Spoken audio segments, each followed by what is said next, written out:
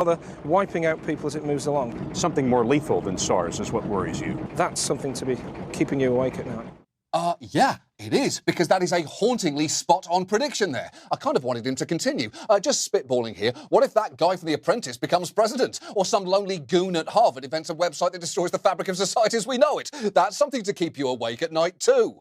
Look, I know this current coronavirus might feel like a once-in-a-lifetime nightmare, but it's actually part of a global trend, because the total number of infectious disease outbreaks has increased significantly since 1980. We've seen outbreaks like SARS in 2003, H1N1 in 2009, a series of Ebola outbreaks, most notably in 2014, MERS in 2015, Zika that same year, and of course, the current virus that we're all enduring, which is the main reason why I'm currently speaking to you completely alone from what looks like the Pillsbury Doughboys' arse crack.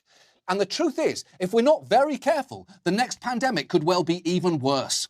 There are viruses currently circulating in wildlife. They essentially kill 60 to 70% of the people they infect.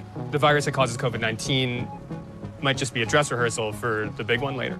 This is not, by any stretch of the imagination, the worst Mother Nature has to offer us. Well, that doesn't sound great. And look, I know this isn't the most important thing there, but what is it with disease experts and predicting upcoming pandemics while on boats? That's a terrible use of a boat. They're supposed to be chill. Read the boat rules. 1, the captain's always right. 2, only fish on days that end in Y. And 3, no grim tidings of the viral apocalypse. Did you hear that? That's a boat foul, Dr. Bummer.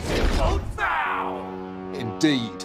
And while you would hope that the last year would have been a wake-up call to everyone, those who study pandemics are skeptical that we've learned nearly enough. I think what I've seen in history of looking at these pathogens over time is that we usually go right back to business as usual. As soon as the thing ends, as soon as we have a drug, as soon as we have a vaccine, as soon as we can kind of ghettoize these diseases into marginalized populations, we don't really do the fundamental social change that we could do.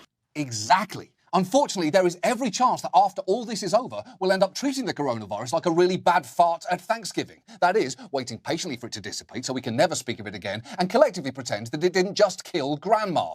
So given all of that, tonight, let's talk about the next pandemic, specifically where new infectious diseases come from, why they're on the rise, and what we can do to limit them. And let's start with how we got into our current situation. The COVID-19 pandemic is caused by a novel coronavirus called SARS-CoV-2, which originated in animals before jumping to humans. And that is by no means unusual. It's estimated that up to 75% of new or emerging infectious diseases come from animals. They're called zoonotic diseases or zoonoses, not to be confused with zoonose, which for the record is a very hurtful thing to call a teenager who's already got enough to deal with.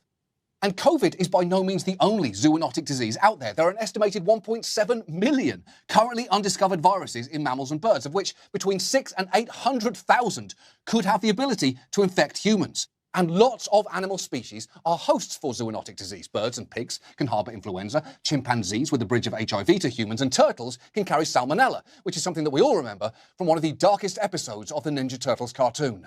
That's right, one of their turtle powers seemed to be inadvertently killing April O'Neil. Now, one of the biggest vectors for transmitting viruses is famously bats. They've been linked to Ebola, the deadly Nipah virus, and COVID-19. In fact, here is that eerily prescient expert that you saw earlier, warning of the dangers of a popular bat-based tourist attraction back in 2016.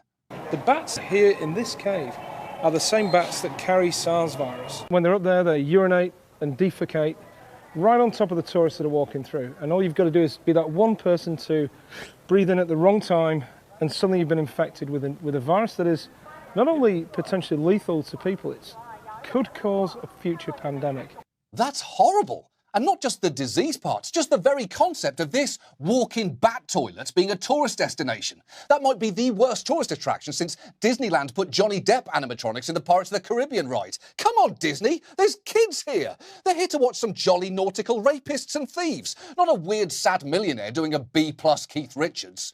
Now, there are reasons that bats are such good hosts for disease. They can fly, so they can cover large